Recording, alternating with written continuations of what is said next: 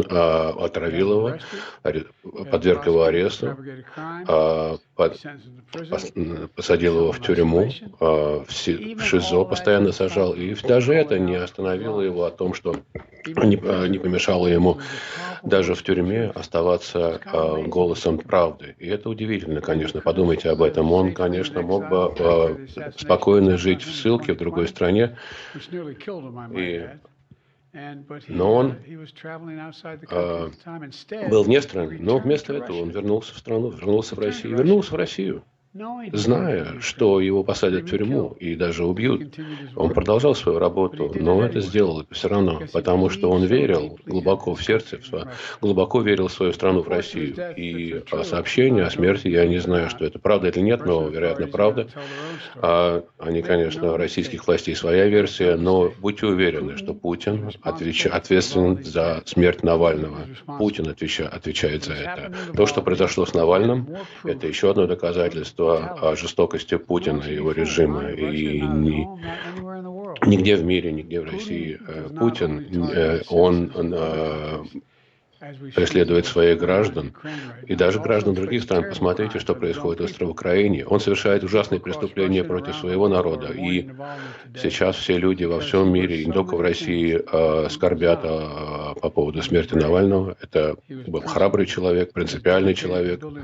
Он был привержен целям построения правового государства в России.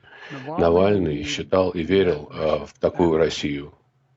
Он знал, что за это следует бороться, и, очевидно, даже умереть за это.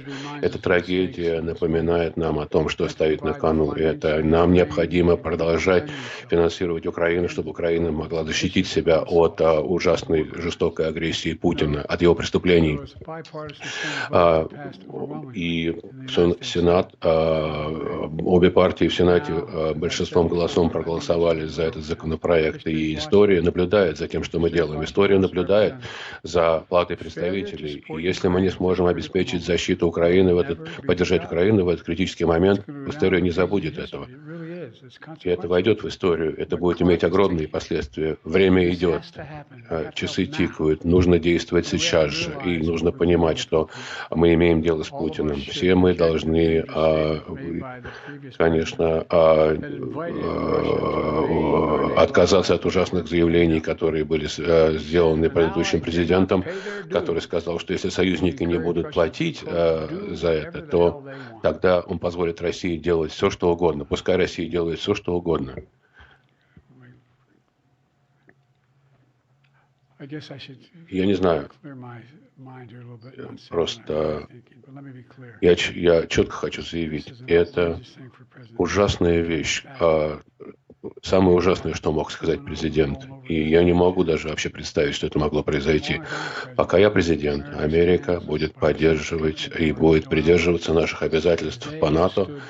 И как и НАТО, члены НАТО постоянно поддерживали нас, выполняли свои обязательства. Путин и весь мир должны знать, что любой противник, если захочет на нас напасть, любой союзник, все союзники будут с нами. И мы защитим вместе с союзниками каждый дюйм территории НАТО.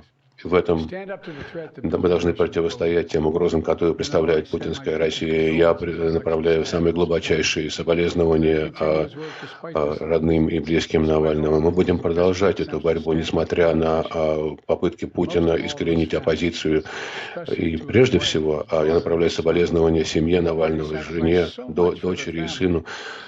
И он принес свою жертву во имя лучшего будущего России. И я говорю, благослови Бог Алексея Навального, его храбрость не будет забыта, и я уверен, что это не будет единственным примером того, что происходит. И спасибо, я отвечу на пару вопросов. Это было убийство?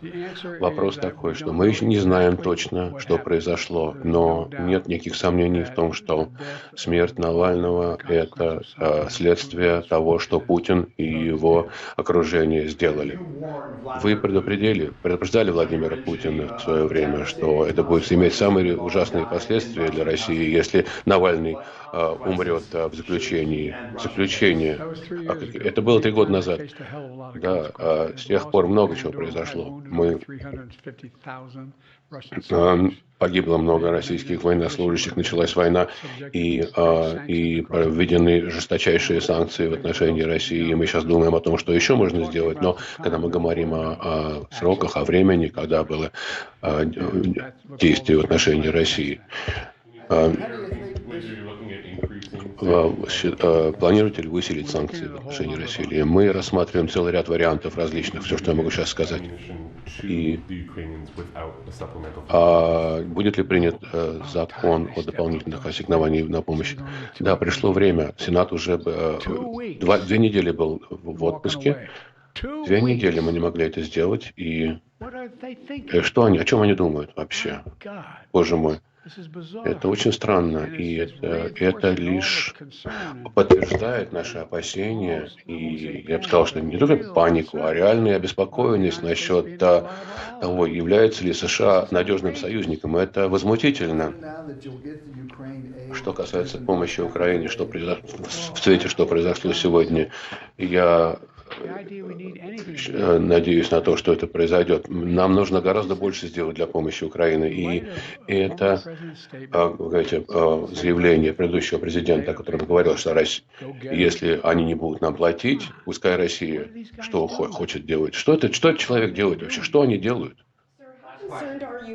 А что касается возможностей против спутниковой обороны, которую Россия развивает, что планирует сделать администрация в ответ на это? Прежде всего, нет ядерной угрозы в отношении американского народа в связи с тем, что делает Россия сейчас. Это первое. Второе. Все, что они делают и все, что они могут сделать, касается этих спутникового оружия и спутников, потенциального нанесения вреда спутникам. И номер 3.